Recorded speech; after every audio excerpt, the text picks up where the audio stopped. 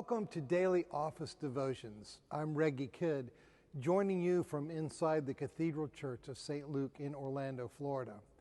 I'm glad to be with you on this Monday following Pentecost Sunday.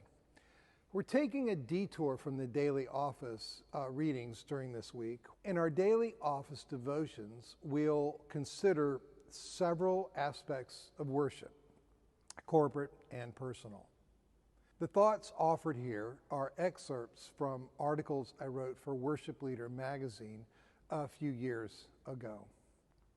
Color added.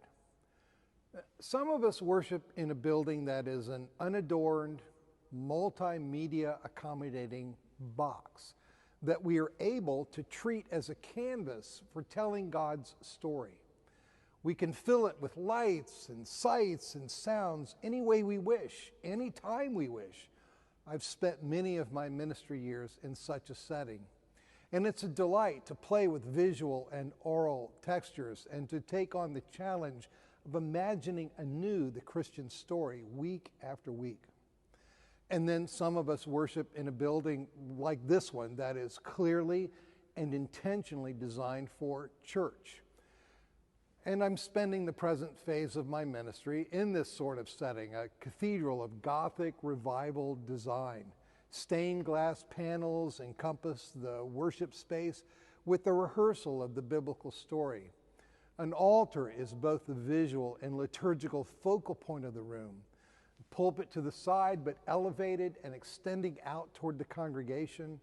Pipe organ, pews with kneelers, a lingering scent of incense. I'm learning that fixed features can bring their own delight. Permanence. The New Testament portrays the church as something that is both dynamic and changing on the one hand, and solid and immovable on the other.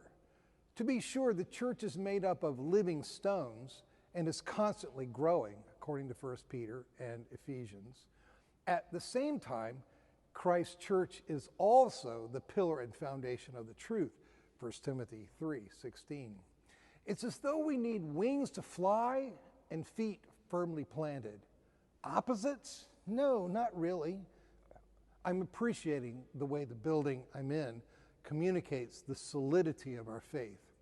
12 massive pillars, each bearing the shield of one of the 12 apostles, surround us as we worship. Stained glass panels depict Jesus' life and ministry on the lower level, and Old and New Testament saints on the upper level. It's marvelous to be surrounded by such a great cloud of witnesses, but not perfection.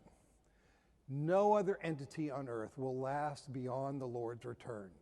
No government, no economy, no relationship, only Christ and his bride, the church. Nor, even in this age, it seems to me, is there any more compelling an argument to be made for the truth of the faith than the existence of the church itself. As Cardinal Ratzinger, before becoming Pope Benedict XVI, offered, the only really effective apologia for Christianity comes down to two arguments, namely the saints the church has produced and the art which has grown in her womb. What speaks so profoundly about the church's existence is that we are a community of people who are forgiven and know it, flawed and owning it, loved in spite of ourselves, thus under compulsion to love in response. A mystery. Early in my days at the cathedral, after a worship service, I was surveying the Old and New Testament figures portrayed in the stained glass panels around the top of the building. It was no small help that the names of the saints were part of each panel, but there was one panel that nearly stumped me. It was a panel of Moses, but from my vantage point below, it looked like the name Moses was upside down and backwards, and indeed it was. A number of people I asked had the impression it had been done that way on purpose to, quote, remind generations that only God is perfect, unquote. Ann Michaels, the cathedral archivist, had heard that account for years and called Willett Studios in Philadelphia to confirm the story. Willett Studios created our stained glass, as well as the stained glass in the National Cathedral in Washington, D.C. According to Willett Studios, when the Moses stained glass was installed in the cathedral in the late 1980s, the panel with Moses' name was inserted upside down by accident. The letters are stylized, and nobody seemed to notice the mistake until the work was finished.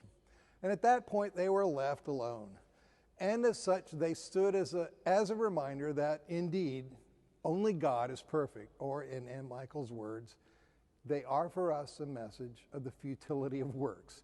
If we try to work our way to perfection, we'll never get there.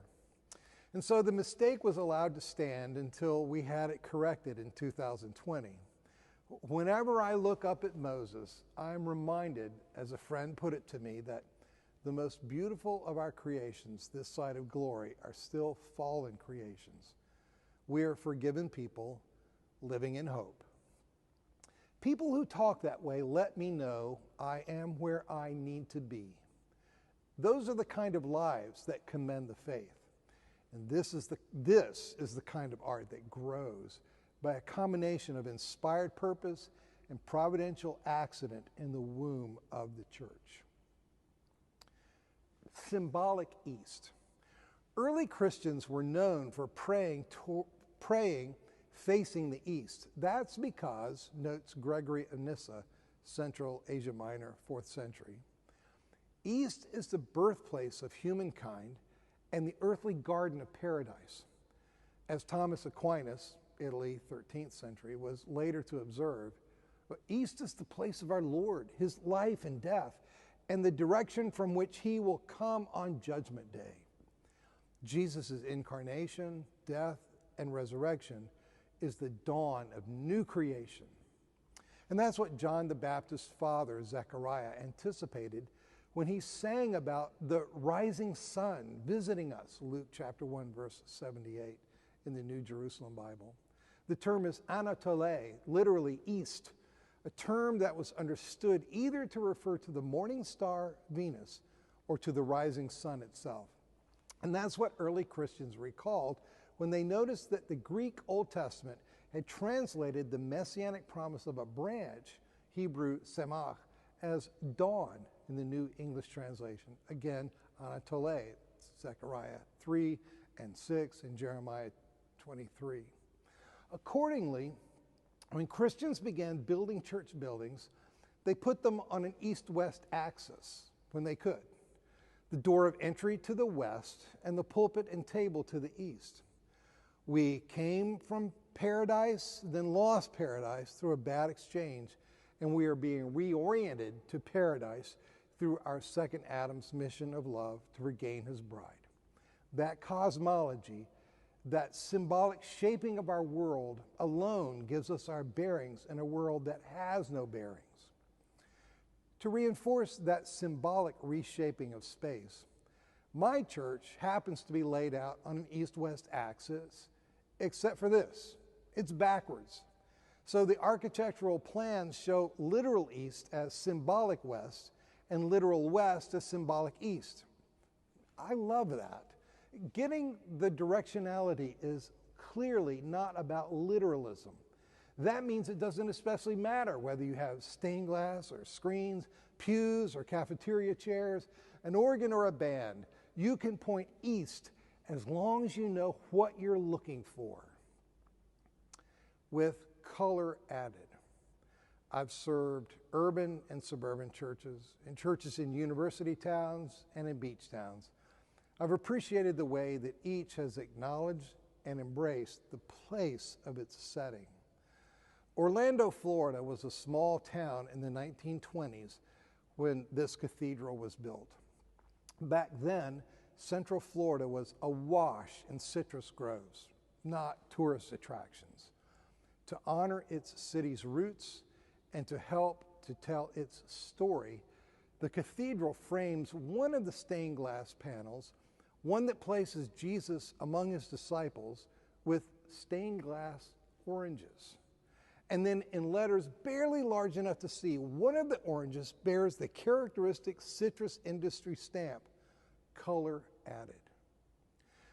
There are no unsacred places, offers Wendell Berry. There are only sacred places and desecrated places.